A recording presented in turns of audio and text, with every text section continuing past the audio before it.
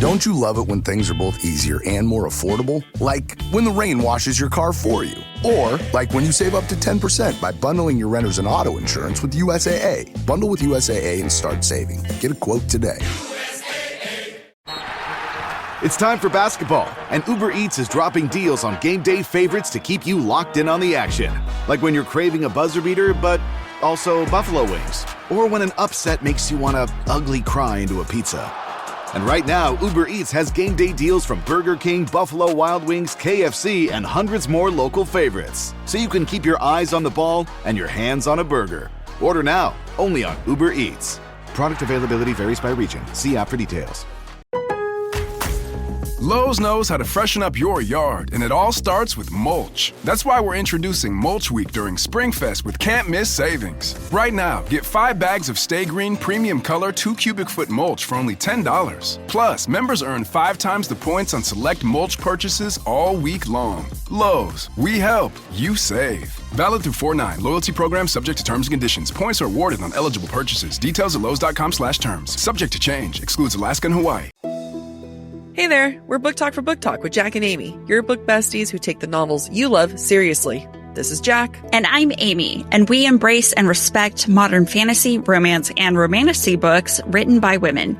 And so it's in our nature to analyze these books as we would any other novel we might have dissected in school. With our combined 13 years of literary academic training, we use our education to analyze and give voice to reasons why you may love or hate today's popular books. This is part 2 of this week's episode, where we're discussing chapters 49 through 55 of Sarah J. Maas's debut novel, Throne of Glass. Before we dive in, don't forget SPILT.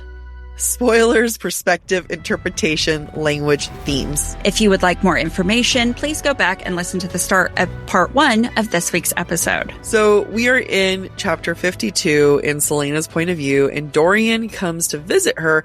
And this isn't the chapter where she breaks up with him, but, you know, you can see the thoughts starting to come together. Quote, she tried to reach out to grab his jacket, but it hurt too much and he was too far away.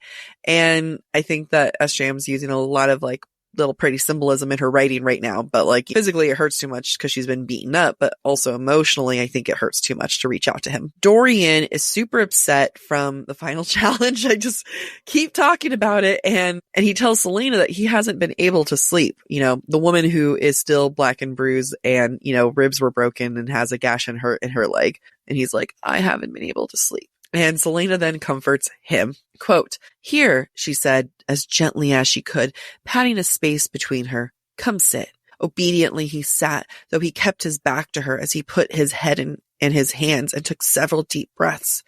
It's very much a role reversal. It's very much, you know, like, cause Celaena was the dog. She was the one who was to be tamed, to be trapped. And now we have Dorian here, who is the dog and is being obedient to her, you know, order to sit.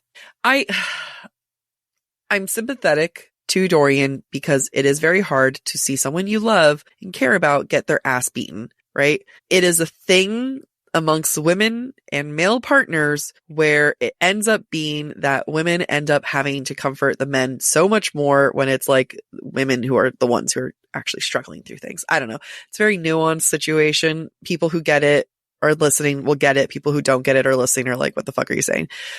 Moving on. Dorian again complains about having done nothing. Quote, I should have sliced Cain open the moment he laid a hand on you. Instead, I stood there as Cale knelt at the sidelines. I should have been the one to kill Cain. Me? Why couldn't it have been me to kill him? It's so pouty.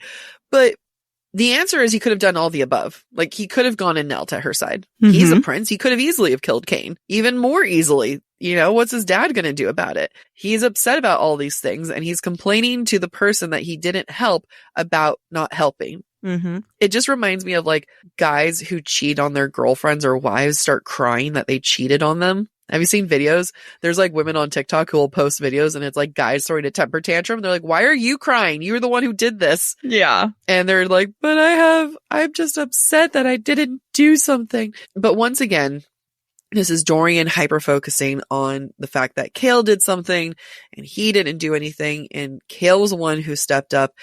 And, you know, there's more resentment for his friend. Like, I don't feel like this in this book. I didn't get that like super brotherly vibe between them, because every time that Chaol kind of like might have hinted or Dorian teased him for liking Celaena, that's when Dorian's would swoop in more when it came to Celaena. And he's made a lot of snide comments to Chaol throughout this book, and it's going to continue. So I think that sometimes the hang up right now is more the fact that Chaol did two things. And it's like, once again, this big brother figure of his was able to do stuff that he couldn't do. So I think it shows more about his issues with Chaol. I agree. They have that brotherly connection in the way that they annoy the shit out of each other. Yeah. More than anything, and how they're constantly comparing themselves to one another. And I agree, in this moment, Dorian feels crap about himself because he knows Chaol is more worthy than Dorian is of Celaena. Yep. Right before Dorian's statement about slicing Cain open, Celaena tells Dorian, quote, "You did as anyone should have done. If you'd interfered, I would have been disqualified." And then he's like, well, I should have sliced Cain open. Now, Dorian has grown, but obviously not that much. He is still so focused on himself and his actions and what actions would have made him feel better. Yeah. If he had acted, instead of being like, yeah, I know I didn't have a choice. Celaena would have been disqualified. That's not what she wanted. She wants to be able to fight for her freedom. Instead, no, I should have killed him no matter what you say. Fuck I should have freedom. Right? I should have done something. Like the second he even hit you, like that just shows how much he doesn't understand Celaena in the moment that she was in. The second he laid a hand on you, I should have done something. It's like, no. And that's the thing, is like Dorian still has a lot of growth to do. He's not meant to be a knight in shining armor. Celaena never wanted that from him or anyone. So they're just very mismatched. They're very mismatched. And I think you're getting, I'm going to make more evidence. I'm going to bring more evidence as to like why he really is not focused on Celaena, because again, here she is, black and blue, still very injured, can't do much. And he flicks her on the nose. Quote, "Dorian," she began, and he flicked her on the nose. "Ow," she said, wrinkling her nose. And it's nothing. You know, it's a cute little flick of the nose. Insensitive. She's so hurt. She is hurt everywhere. And it continues because then Dorian is the one who then, quote, leaned down forward and kissed her. It made her jaw hurt. Why? Don't touch this woman. She is beaten up. She barely survived. You saw her like spit up saliva and blood and like barely made it out of there alive, and it hurt her. But I also love that this kiss is in the pain that she has, I believe shows some more symbolism, right? The fact that it made her jaw hurt. I think it shows the symbolism of like, this isn't right. This is, this doesn't feel good. Like she's not saying like he kissed her and she relaxed into his arms. It's, I'm in pain. Yeah.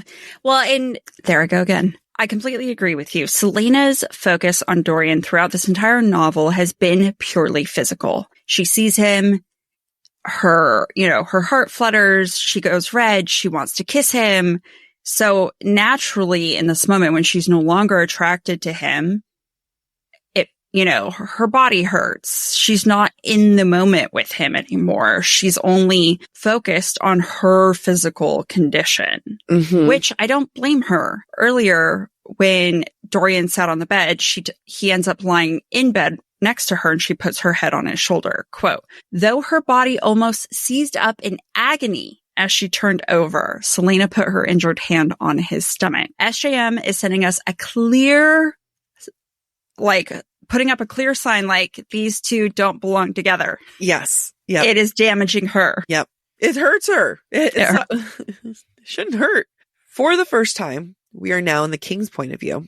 And we see him talking to Parrington, and they're talking about Kaltain. And the king asks, quote, "Were you using the power on her?" "No, I've relaxed it recently, as you suggested," the Duke replied, rotating the obsidian ring around his thick finger. What else was obsidian? Kaltain's vision. Her vision went obsidian. Anyone who was like, look, evidence that Kaltain did it on her own. It's like, let's not trust the predator. Let's not trust this guy. He's literally fidgeting. Yeah. As he's talking to the king. That's usually a sign of lying. Right? Like, did you do this? No. Like just playing with my ring. And the reason why I say that he's a predator is because, the king is like, oh, you're going to get Kaltain out of the dungeon. And the Duke's like, nah, I like her in there. It's going to make her a little bit more pliant. Let's see how she acts afterwards. And this is more predatory behavior because he gets to control her more. He gets to manipulate her, and he gets to be the one in control of her freedom and her desire to stay alive, which is, again, more manipulation, more lack of consent, and just all around he's like, oh, I want her to be desperate so much so that she'll do whatever I say. That's not good. No, bad, guys. Yep. Just not good. No, 10 out of 10 would not recommend.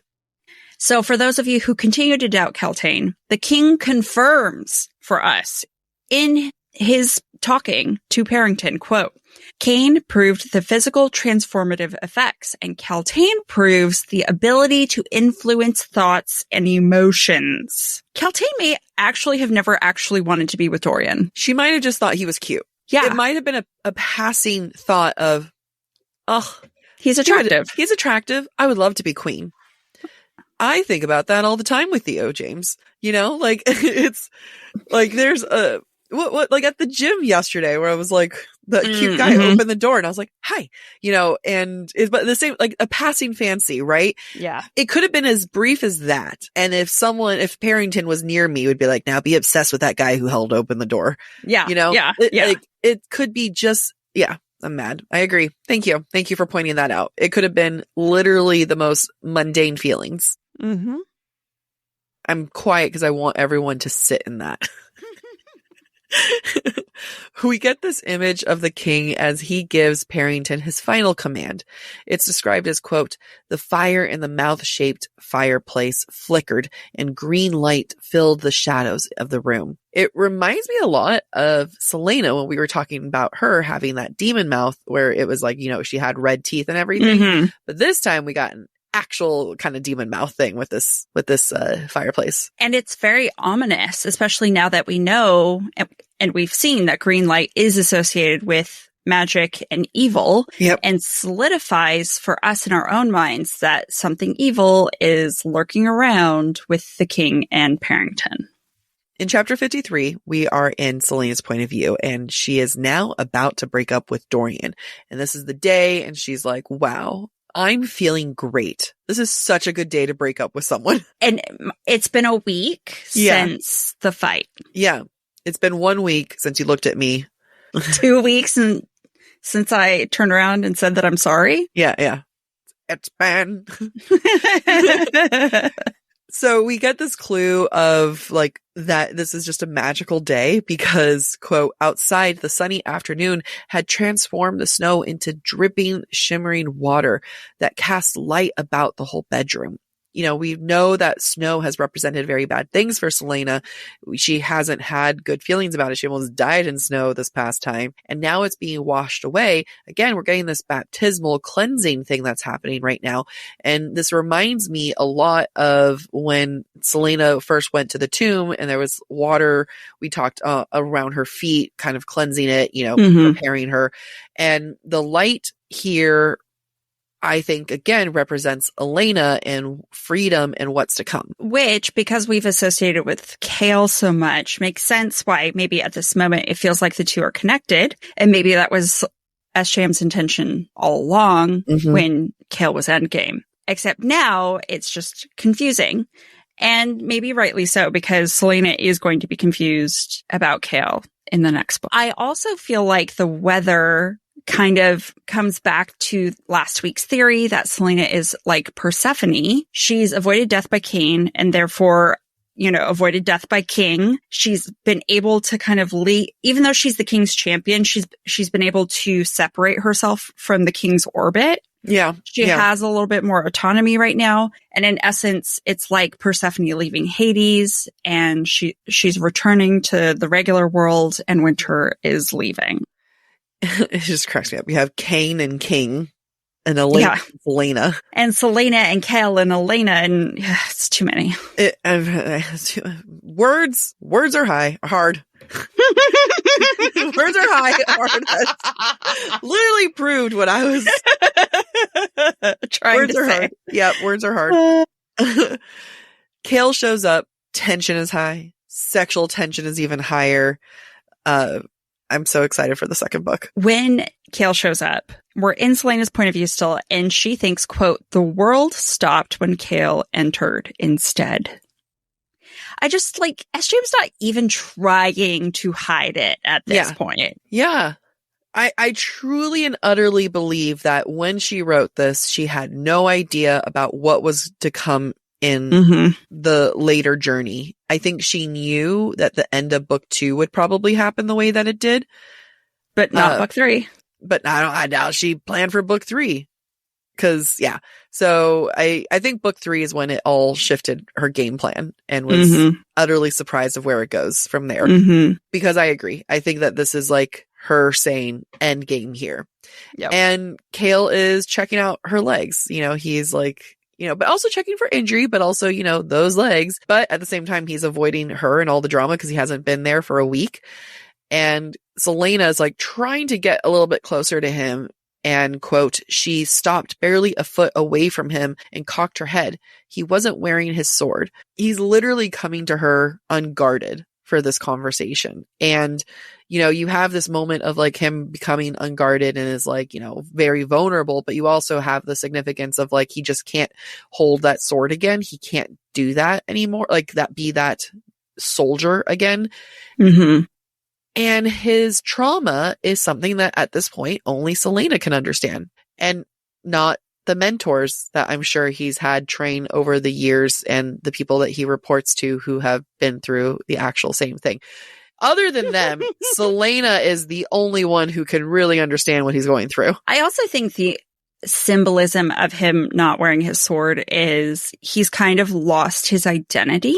Ooh, yeah. On this journey, right? Because the sword's pommel is an eagle, which represents his house, right?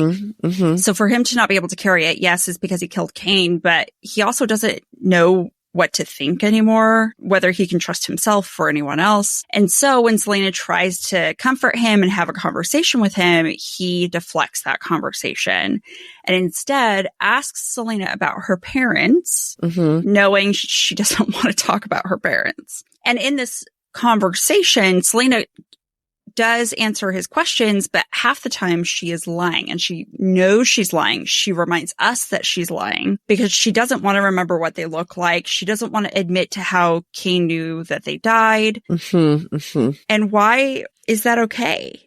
I mean, Kale also can't be honest with her, right? He's not answering her questions about how he's doing and how he's coping after his first kill. So this is not great footing for the two of them on what should be like their next great adventure together, right? They're not starting out in an honest way, even though they're both trying to be vulnerable. Selena's like, I'm thriving. And Kale's over there being like, I'm having an existential crisis. Yeah. Kale tries to leave because Selena keeps trying to talk about Cain. But Selena forces Kale to hug her. And I'm going to read a very long quote because I think it's important to compare to Dorian and what we just described about Dorian and Selena in bed. Where it physically hurt her. Every part of her was screaming. It just, she kept touching, kissing, and it was all pain. Yep. Quote. He straightened and she crushed her body into his, even though it still aggravated her wounds to do so. Then, after a moment, his arms wrapped around her, keeping her close to him, so close that as she shut her eyes and breathed him in, she couldn't tell where he ended and she began. His breath was warm on her neck as he bent his head, resting his cheek against her hair. Her heart beat so quickly, and yet she felt utterly calm, as if she could have stayed there forever and not minded, stayed there forever and let the world fall apart around them. So she recognizes she's in pain, but she's like, I don't care. This is the most amazing, blissful feeling I've ever had. It just aggravated. That's it. Just a slight aggravation, you know? Yeah. Her jaw doesn't hurt. Her shoulder doesn't hurt. Seizing up. Yeah. Like she's running, she's leaning into it quite literally. Right. With Dorian, all Selena could focus on was the pain. But with Kale, the pain is secondary to just being with him. Being with him is the most important thing that she senses, feels about this moment. Agreed. And it's a hot hug, you know, as far as hugs go. It is if you want Kale to be endgame. I mean, I don't know where he began and I ended, and he's breathing in the side of her neck, regardless It of is whether very sexual. it's a hot hug. Like, regardless of whether you want them to be endgame. I mean, I obviously don't want them to be endgame, but I can appreciate a hot hug when I see one. I can appreciate, what's funny is like, I'm not romanticizing them. I am appreciating the feelings that SJM is giving me, where it truly and utterly feels like in this moment they are endgame. Mm-hmm. And I like that she's manipulated my emotions. So yeah, I'm on board with that. Yeah. So while they're hugging, Dorian comes in and Kale leaves immediately. Like, they jump away. And what's one of the first fucking things that Dorian says? Quote, "I don't think he's recovered well from killing Cain," Dorian said. "Obviously," she snapped. And I was just like, same girl. I'd snap at him.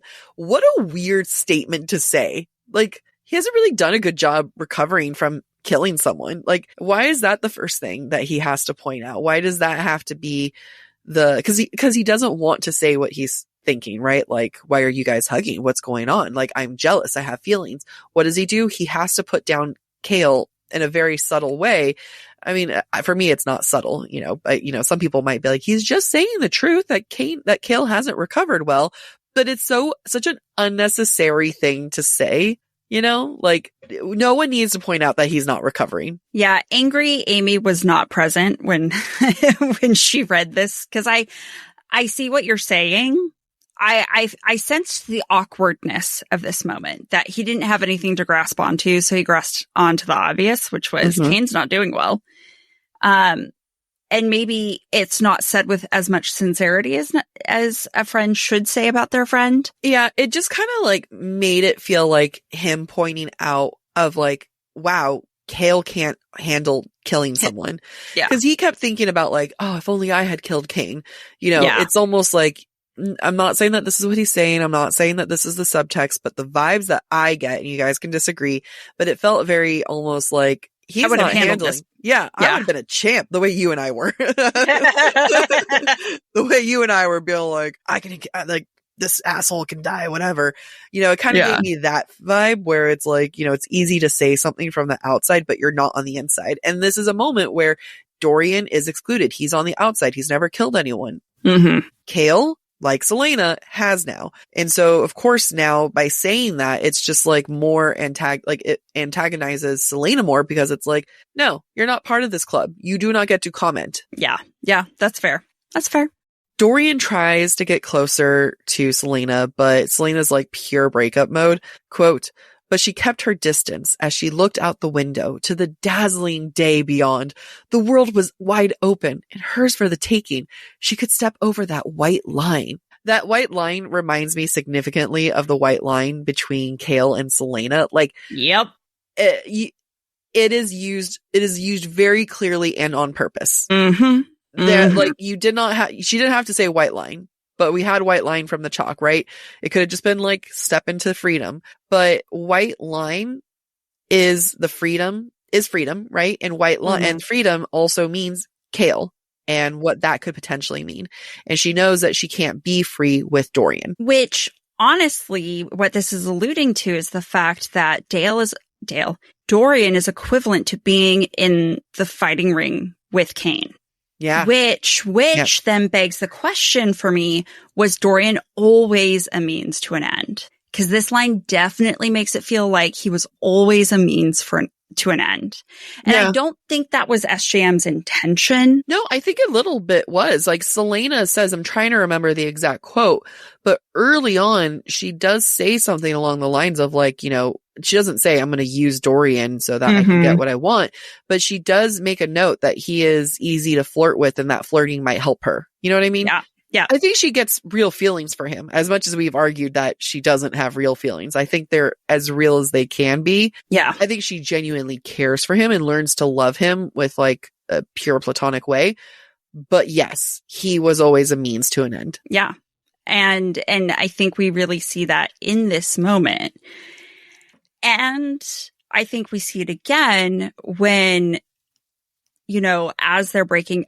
up, Dorian's like, well, we can keep it a secret from everybody. And Selena tells him, quote, I have enough secrets. I don't need another one, which is a very interesting thing for an assassin to say. Secrets are currency for assassins. You deal in secrets. You use secrets to find, your target, kill them. It's just a necessary part of the job. And what I'm sensing from this conversation is that the secret of their relationship has lost value. Yeah. Because it's not secret anymore. Everybody knows now. Yep.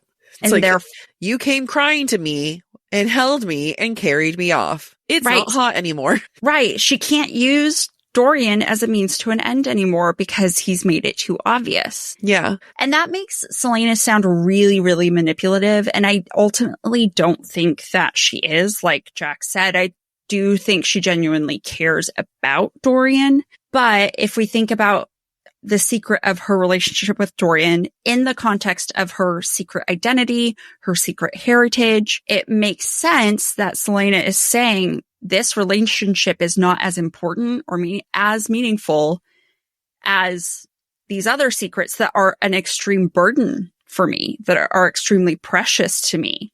And I can't carry the weight of all of you. So sorry, Dorian. Goodbye. Yeah, it's true. I agree. There's a lot that, secrets are hard in general. Like, it is a currency, but it's also carries just as much of a weight for her. Yeah. Like, there is so much for her to have to hold on to. And even though, on one side, she can handle secrets like a champ, on the other side, it genuinely is too much for her. Yeah. Yep. Poor girl. Especially as she cares about more and more people. Yeah. The secrets get harder and harder to carry. Yeah. She was like, I wasn't even supposed to like you. Yeah. So literally, as Selena is calling it off with Dorian, she feels great. Did you ever see the photo of Nicole Kidman when she was getting a divorce from? Yes. And she's like walking in the sun, and it's after she got a divorce from Tom Cruise, and she's just like, yeah, that's how it feels like to me. Like Selena's just here like dancing in the sun. Quote, the sunlight warmed her skin and the weight around her shoulders drifted away. Again, the sun, you could say, is Kale, and the breakup is, then leaving room for Kale to come in, but sunlight is also very much freedom. It's the freedom that Elena helped give her. And it's that, like I was saying, the freedom to choose Kale. So, but she is just loving every second of this. Yeah. Never has anyone been so happy during a breakup. Seriously.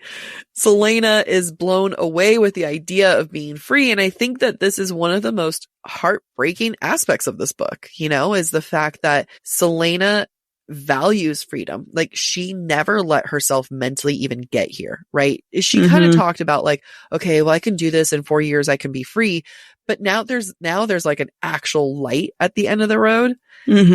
And she's just like, the reality of freedom means so much more. She's like, I'm not going to let this man drag me down. Like, I have actual things that I want here. And I can appreciate how much she really values freedom. Yeah. She's basically saying it's better to be alone and free than to be saddled with a man. Yeah.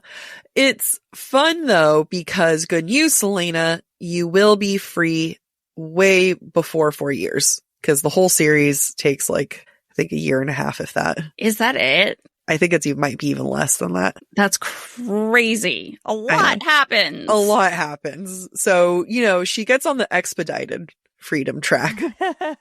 Not the track that I think anyone would really want, but no.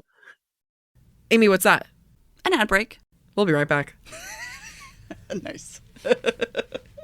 One of the reasons why I'm an avid listener of audiobooks is because the stories and the fantasies live rent-free in my head and block out the noise of that to-do list I have at work. You can join me because with Dipsy Stories, you can trade mundane thoughts for spicy narratives that will make you feel like you're living in a romance novel. Dipsy is the female-founded app for spicy audiobooks and more. It's created by women for the female gaze. Their app has over 1,000 spicy audiobooks, all crafted by a team of professional writers and top-tier narrators. Whether you're looking for a rugged cowboy or a Scottish actor, a sexy rendition of Pride and Prejudice, or the god of the underworld, You'll find characters you'll love on Dipsea. With their easy-to-explore app, you can search for your favorite romance genres like contemporary, historical, dark, sports, western, romantasy, sapphic, and more. New chapters are released every week, so you'll always find something new to enjoy. Right now, listeners of the show can get an extended 30-day free trial. Just go to dipsea-stories.com/booktalk to start your free trial. That's DIPSEA stories.com/booktalk. BOOKTALK for 30 days of full access for free. Visit dipsea-stories.com/booktalk.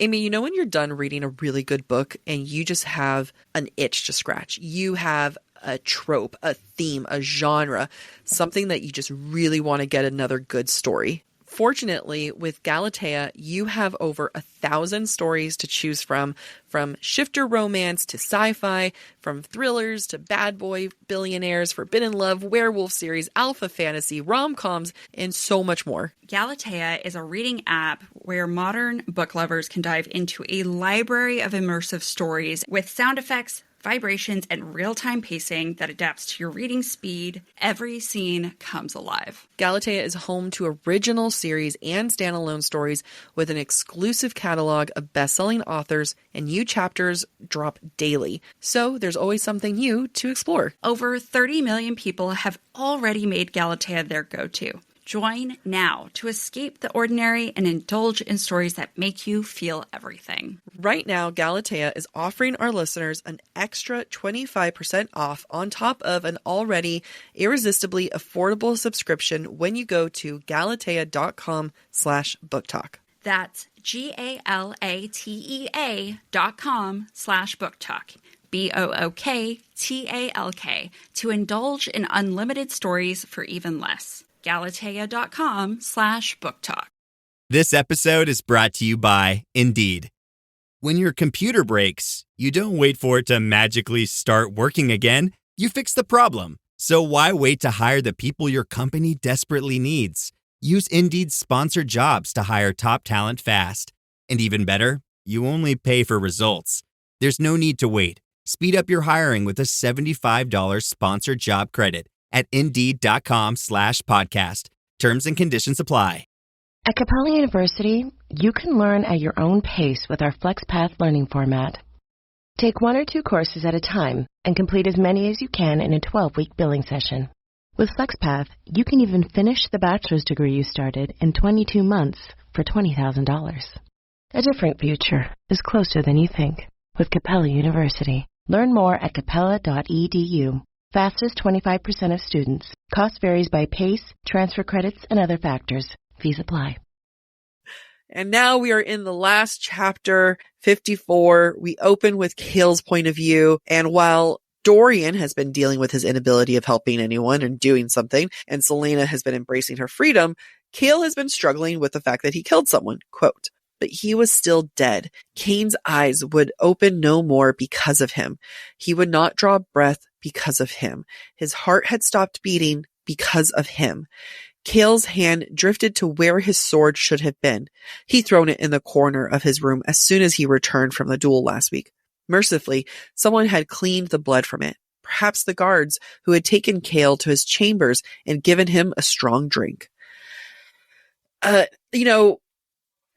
He's a changed man, and I can appreciate that he values life, that he can look at it and say, wow, this person really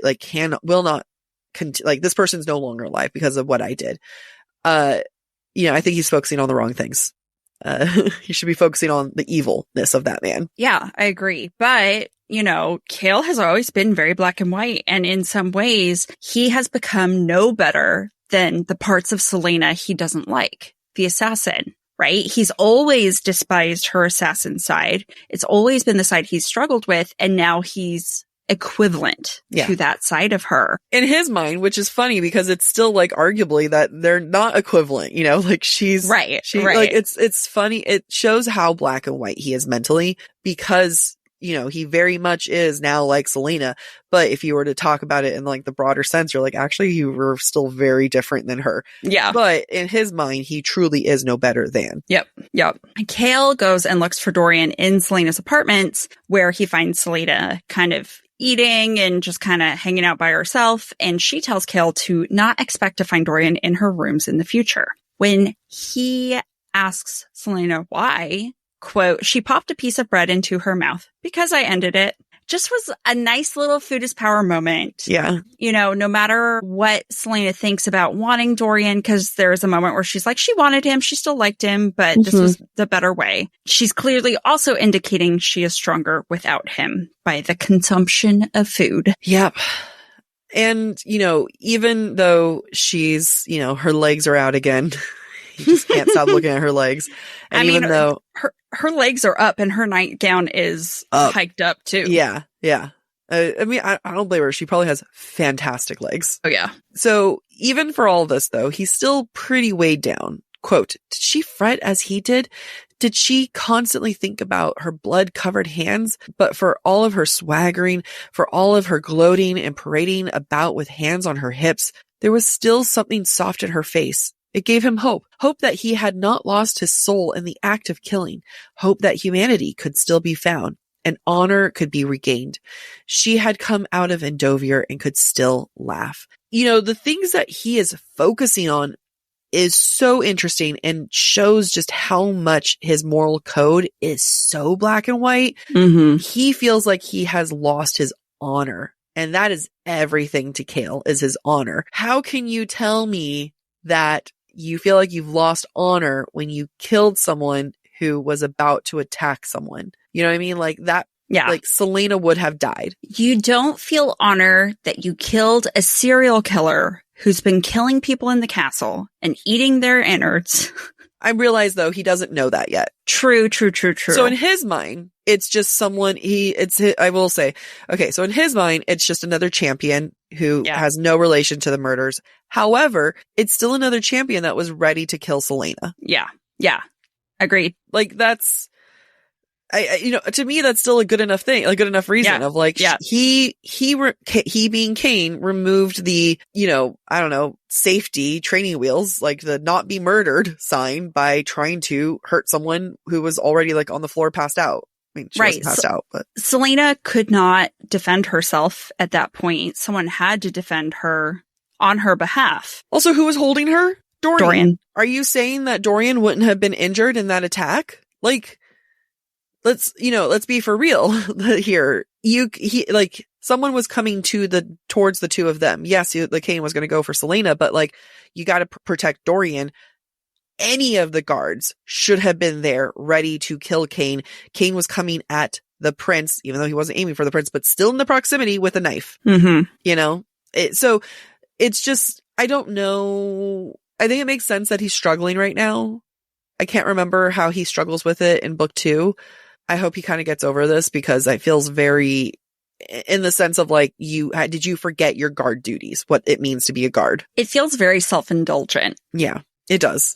He killed someone and we're like, get over yourself, you little little bitch. However, though, Selena now is the path to show him how to heal. So he's going to hold on to her a little tighter for that. I like that in this moment, we get an echoing thought from Cale. So he initially thought about how Selena could laugh after Endovier. About halfway through the book, when Selena and Dorian were growing close and they were like walking in the garden and he viewed them from above. At the time, he was like, I trust her, even though I shouldn't trust her. And it's amazing she survived a year in Endovier and she can still laugh. Yeah. At the time, he viewed her with awe and recognized her strength. But now he's having that same thought and he's looking to her like a beacon. Now she's the example for how he can proceed with his life. And it's an interesting like change in development in perspective, I'll say. And a nice little callback to earlier in the novel. Yeah, absolutely. Selena thinks about the dreams now. So we're in Selena's point of view and she kind of has been reflecting on the dreams that she's had. And again, this is like probably a breadcrumb, but I pasted it here. So we're going to say it. Quote, to face a featureless young woman with golden hair and a crown too heavy for her to bear.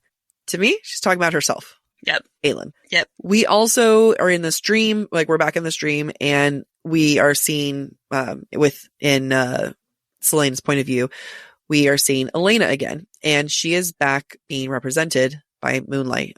Quote, "It was just her and Elena, and the tomb was filled with moonlight, not a sign to be seen of the Ritterak's corpse." Consistency. We gotta love consistency. Mm-hmm. We mentioned earlier in this book how Elena's grave wasn't well maintained, and that Brennan's was better, Gavin. or Gavin. Oh yeah, that was Gavin, right? How Gavin's was better, and then Elena's was whatever. And I talked about women in history being forgotten. Turns out that was the right fucking thing to call out, because SJM says that here. Quote, "There are many things history has forgotten about me." Elena's blue eyes glowed with sorrow and anger. "I fought on the battlefields during the demon wars against Erewhon at Gavin's side. That's how we fell in love. But your legends portray me as a damsel who waited in the tower with a magic necklace that would help the heroic prince."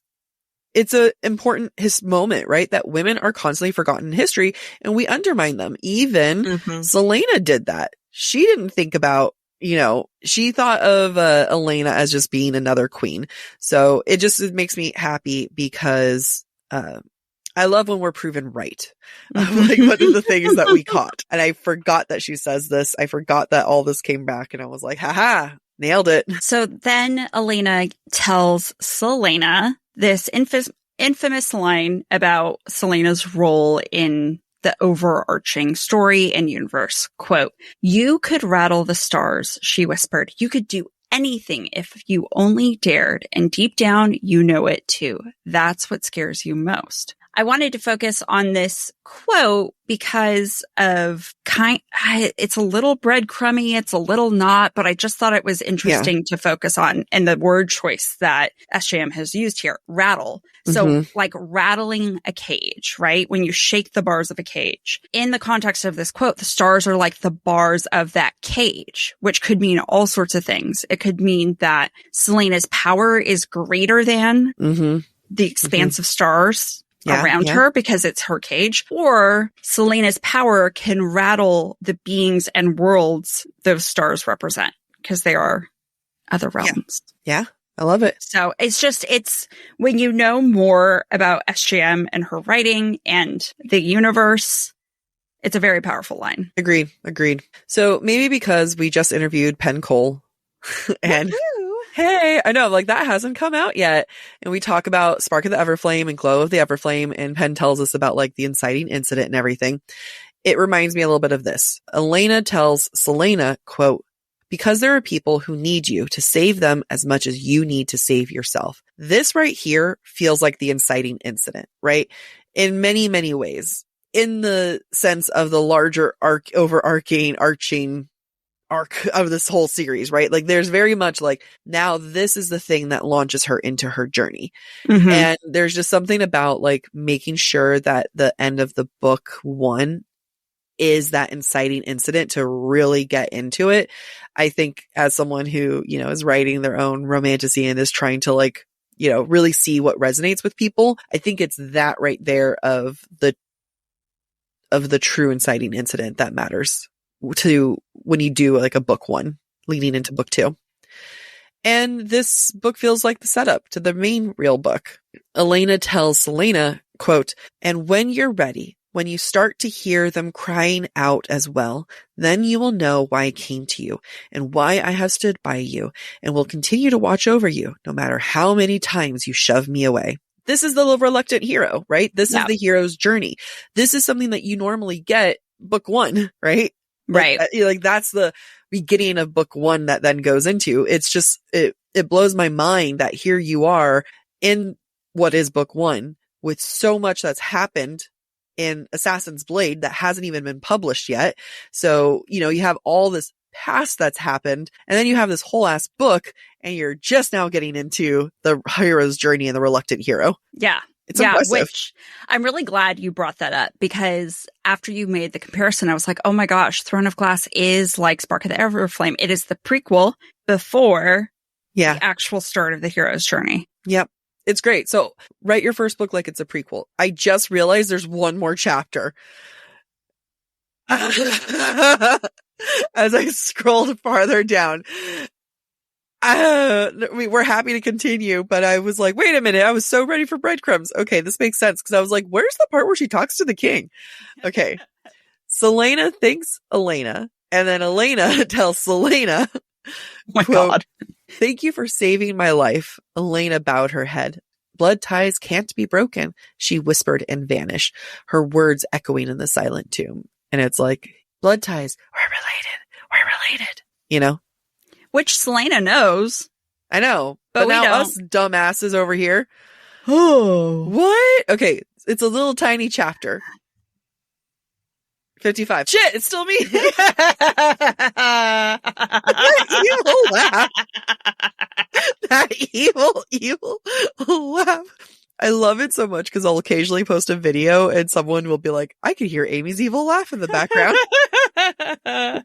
It is distinct. It is distinct and it is evil. So like, you might as well have your hands like maniacally like playing with each other like I genuinely can't stop laughing though. because the more you hear yourself, the more it sounds. Yeah. Okay. At least your sneezes are angelic to make up for your laugh. Last week I was the one who couldn't stop laughing. It's true. If anyone could see how little these notes are. You good? You found inner peace? Yeah. Okay. So chapter 55, and Selena goes to greet the king and to sign the contract because he finally agrees. And she dresses for the part, quote, "The gold skirts of her dress were the only sounds in the chamber. Selena kept her hands pressed against the maroon bodice, trying not to wring them. I will forever question SJM's fashion choices and Selena's. and Selena. I'm like, so she supports USC, ASU? Like, is that what? Okay. University of Minnesota. Yeah, sure. Yeah. Is that really their colors too? Mm-hmm. That's so funny. So you and Emma, no matter what, are that's red and hilarious. gold. Is that not going to be your wedding colors? Actually, I am wearing a red dress and she's going to wear a gold dress for the reception. I just put that together. That was not intentional. I thought did she find her dress? I thought she was going to wear pink. No, she plans on doing gold. She'll probably rent a dress rather than buy one. Sure. Do you want me to take this out? The gold? Her wearing gold? I don't okay. care. You don't think her friends are going to come listen to this and... No. Okay. The thing is, like, if people didn't want us spilling their secrets, people listen to the podcast. They'll never know. If you listen to the podcast, we'd be a lot more tight-lipped about things. It's so true. The way we talk about it's their fault. It's their fault. If they cared more about us, then we'd care about them and just stop talking about them. So let's get through this last fucking chapter. So the thing is, though, maroon, which is basically red, represents the king. And then you have gold, light, starting to represent Elena. So you can see her as being Selena is both the tool of the king and Elena. Not so subtly, the king threatens to kill her, the people she loves, and then the people that her people love. It's, and I don't think he whispers it to her. And no one says anything. He does. He does whisper it? Yeah, it says so that only she could barely hear him. Gotcha. Okay. I was like, where? I missed that one. And Selena makes a note of the weather while this is all happening. Quote, "Outside the wind bellowed and raged against the glass spire, but it could do nothing to shatter the walls." And again, this is very much a good moment of, writers will look at something else other than their own feelings, because what's the king doing? The king is the wind. The king is trying to shatter her glass walls. But he can't because she's stronger than him. Take that. Actually saw it as the opposite, right? So in moments where characters cannot express themselves, they might find their expression through something they're looking at. So in this moment, it could be Elena who's like pissed. It could be Selena who's pissed. But then again, Wind embodying Elena, it could also be Elena being mad at the king and the threats towards Selena. There's too much. Too much. I'm ready for Aelin. Bring me Aelin. I'm done with this Selena Elena bullshit. Before we end this chapter, there's this nice mirroring moment between Chaol and Selena. And Chaol addresses Selena as champion. Selena addresses Chaol as captain. On one hand, it highlights how far Selena has come from being a prisoner at the start of the novel, at a time when she also addressed Chaol as captain or Captain Westfall. It is also physically the opposite of the very first chapter of Throne of Glass, where once Chaol escorted Selena as a prisoner to Dorian, he is now escorting her away from Dorian and the king as champion. Yeah. So it's this nice little... Yeah, it is a great bookend. Oh, yeah. Wow. Look at that. That was great. Good job, you. Good job, SJM. Good job. I was like, SJM gets the credit. Not Yeah, but me. you saw it. Yeah. Bread, crumbs, and broomsticks. We've been really bad at broomsticks this season. We need to try harder next season. You know, broomsticks are interpretation. In chapter 49, Cain says to Elena, "You were brought here. All of you were. All the players in the unfinished game. My friends," he gestured to the dead, "have told me so," alluding to Erewhon and the ancestors that sealed him. Just like the repeating of history. Mm-mm. In chapter 51, Nehemia tells Selena, quote, "And here, with magic band, well, even though the word marks are a different kind of power," which just feels important to the Maas verse. Yeah. I know it's relevant here because magic's not supposed to be able to work, but word marks are a different kind of power than magic. That feels like something we need to know. Yep. Also in chapter 51, Nehemia says to Selena, quote, "The man cares for you more than either of you realize," Nehemia said, a smile in her voice. Selena's face burned, setting up for Crown of Midnight. Because that man is Chaol. I forgot to put that in there. Fine. It's fine. It's Also, Cain. Also in chapter 51, Nehemia remarks on the word mark on Selena's forehead. Selena tenses and asks if Nehemia knows what it means. Nehemia responds, quote, "No, I do not. But I have seen it there before. It seems to be a part of you because it seals away her identity." Yep. In chapter 52, as the king commands Parrington to stand down, quote, "The fire in the mouth-shaped fireplace flickered, and green light filled the shadows of the room." Clues of the king's magic now. There's a lot of clues of his own magic happening. In chapter 54, Selena has nightmares. Quote, "She often visited the tomb in her dreams to slay the Ritterak again, to be trapped inside Elena's sarcophagus, to face a featureless young woman with golden hair and a crown far too heavy for her to bear." Trapped inside a sarcophagus? Oh, no. Oh, no. Oh, no. I don't feel good.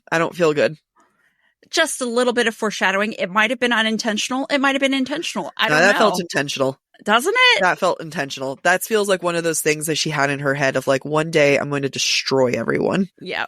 One day this is really going to fucking hurt everybody. Okay, that one was... All right.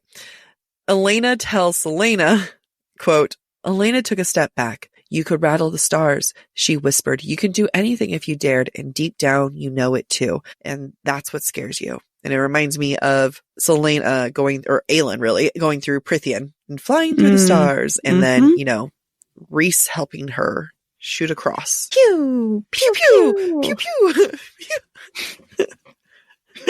This is us. Being Fae. We would be great Fae. If you're listening to us and not watching the YouTube, I think this YouTube video might be a treat. Yeah, the best part is us.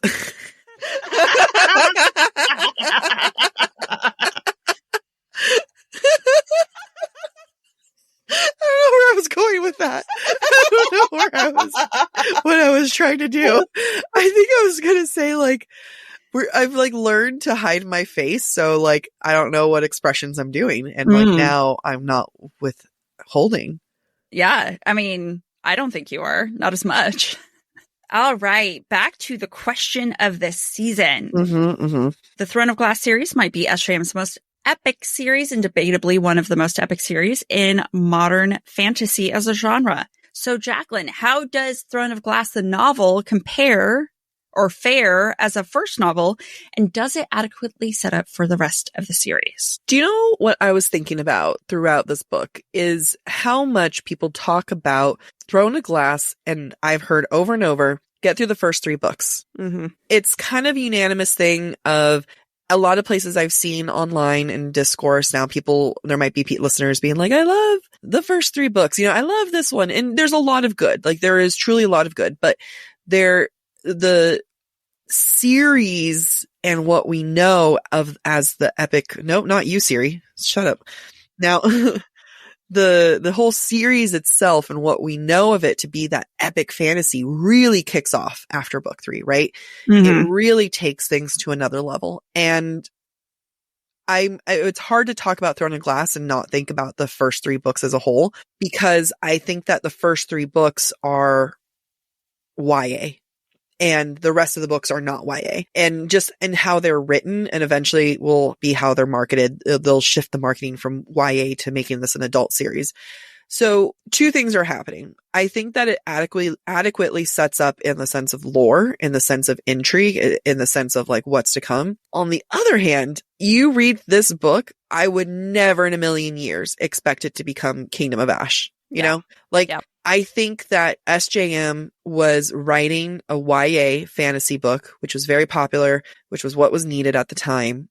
And she delivered that. It does not set up the heartbreak and the shattering adult real themes that happen later on. But at the same time, those are the things working against it. I think it still does a great job setting things up. Yeah, I agree. I agree with you that this is not the first novel that sets up Kingdom of Ash, right? Or at least it does not prepare the reader mentally for what Kingdom of Ash is. Whereas I would say like Earth and Blood from Crescent City, yes, is consistent with Flame and Shadow, right? Yep. And A Court of Thorns and ACOTAR, yeah. Yeah, A Court of Thorns and Roses is consistent with A Court of Wings and Ruin. Yep. So that being said, it's obvious to me through reading this book that there was a lot of lore about this world and a lot of thinking SJM had done about this world when she wrote the first 3 books, especially when she wrote Throne of Glass. There is so much content in here that carries over. It does make me wonder if Throne of Glass was only meant to be the first 3 books. I think so. I think about that a lot. And then when she got to Heir of Fire, it totally flipped the script on her. That does not make this book bad. I think that there is a lot of intention in this book. I think that there is a lot that people struggle with that actually has purpose and is justified. But I also think that it's imperfect as a novel. I enjoyed it way, way, way more than I thought I was going to through the analysis. Yes. And it does make me excited to do the next 2 books because I am one of those people who's like, if you're struggling with the first 3 books, just get to Queen of Shadows. That's all you need to do. As soon as you meet Manon, you're fine. It's all good. Manon and the 13. That's all you need. Yeah. I can see why people read this book and wanted to keep reading the series. Right? There are Absolutely. people who started from the beginning and who are like, yeah, I'm going to wait for the next book and I'm going to read it.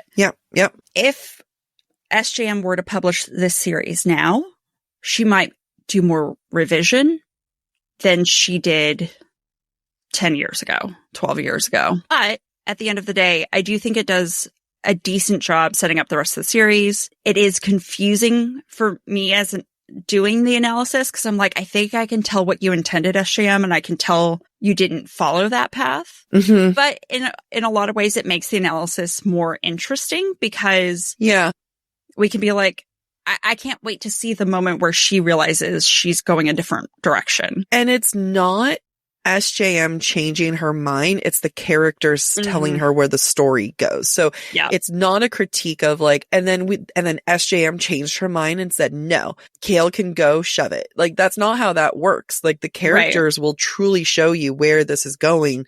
And I 100% believe that once we go, get Revan on book 3, it'll be, so this is where things shifted. Oh, this is where the ideas happen. Maybe in the next book, we'll start to see those little clues of her being like, well, I wasn't expecting Kale to be this harsh, or, I wasn't expecting that to happen. But it really does both for me. You know what I mean? Like, this book is both good setup, and I was surprised with how much this is some of our longest stuff yet. And there was a lot of things to talk about. And, I think this book taught me you don't have to try to be Crescent City level of wordsmithing. You can keep things pretty simple and have a lot of impact there. And I think this has been a really good refresher for me as, my own writer, and for other listeners and writers too, of like, wow, we can get our head out of our asses a little bit. And, red just means evil. Yeah, just right. Red means evil. This gargoyle is bad. And that's okay. Like, it doesn't have to be particularly complex. Deep. Yeah, it doesn't have to be complex, but like, there's purpose behind the writing and there's meaning behind it. As easy as it might be to grasp, there's still purpose, and that's still good. So that has done a lot, and it does feel very much like talking about a different, like a 3-book series right now. Yep. So that was Throne of Glass. That was it. Wow. How do you feel? I still am dazed that I still feel like we have one more episode to do next weekend, but we don't. So no. You'll be in Korea next week. Yes. So excited. It's like vacation. Yeah, but I am, with some of our longer seasons when they were 15, or that one time we did 21 episodes, it was such a relief to finish the book, but I'm excited to jump into Crown of Midnight. Yeah, very much so. I'm very excited about it. I think that it's going to... There's so much I don't remember. This is where it really pops off of like, what? I'm looking at the book, and it seems like roughly the same. Heir of Fire, it got thicker, but it's roughly the same size. So I can already tell you guys it's probably going to be another 10 episode. Yeah. And if you're wondering what the page count is, divide 10, get the page count, divide it by 10. And that's probably our episode breakdown right there. Exactly. We'll figure out. So like we said, we'll do Crown of Midnight's, Heir of Fire. We'll figure out the rest later. TBD. But yeah, I loved this. I feel like a new woman. Yeah. Stick around for our spring 2025 book club. Yep. I'll have I'm putting together the Canva announcement today sometime, and then I'll post that, and then we have tons of exciting interviews coming along. So many. It's so many, so good. Great interviews. Yeah, and still some that I'm trying to get involved. So we'll see. Let's hit this outro. Thank you for listening to this season of Book Talk for Book Talk with Jac and Amy. Next week, we'll be discussing listener thoughts on Throne of Glass. We would love to hear your thoughts based on today's conversation. You can submit your comments to our forum at booktalkforbooktalk.com for a chance to have your feedback discussed during a future mini episode or on a Patreon exclusive episode. We look forward to sharing our thoughts next season when we explore the second novel. Well, I mean, technically, after Spring Book Club. No, we're doing it. Let me just read what you said, because you have it on top of it. I'm going to shut up now.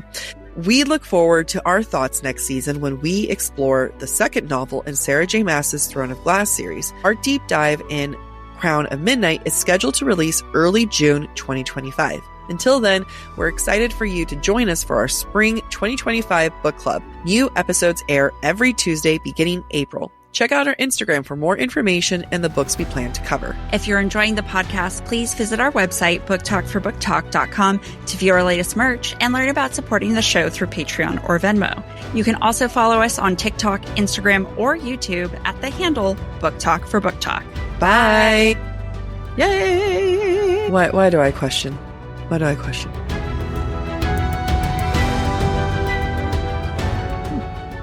Oh my god. I am cracking left and right here. Yeah, me too. At one point when we were working out, one of the things that it was the first one when we were doing the side squats, and we both, and then like I heard you crack, like you did the first one, and I could hear like crack, and I was like, haha, Amy. And then we go to the other side and I hear me crack, and I was like, oh damn.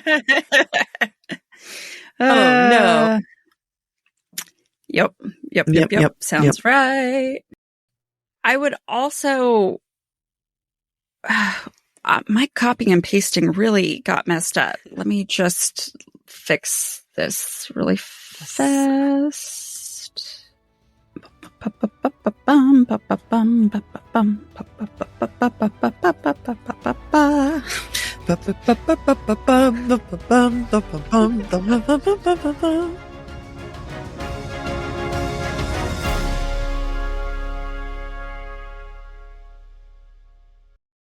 Amy, you know when you're done reading a really good book and you just have an itch to scratch, you have a trope, a theme, a genre, something that you just really want to get another good story. Fortunately, with Galatea, you have over 1,000 stories to choose from shifter romance to sci-fi, from thrillers to bad boy billionaires, forbidden love, werewolf series, alpha fantasy, rom-coms, and so much more. Galatea is a reading app where modern book lovers can dive into a library of immersive stories with sound effects, vibrations, and real-time pacing that adapts to your reading speed. Every scene comes alive. Galatea is home to original series and standalone stories with an exclusive catalog of best-selling authors, and new chapters drop daily. So there's always something new to explore. Over 30 million people have already made Galatea their go-to. Join now to escape the ordinary and indulge in stories that make you feel everything. Right now, Galatea is offering our listeners an extra 25% off on top of an already irresistibly affordable subscription when you go to galatea.com/booktalk. That's GALATEA.com/booktalk. BOOKTALK to indulge in unlimited stories for even less. Galatea.com/booktalk.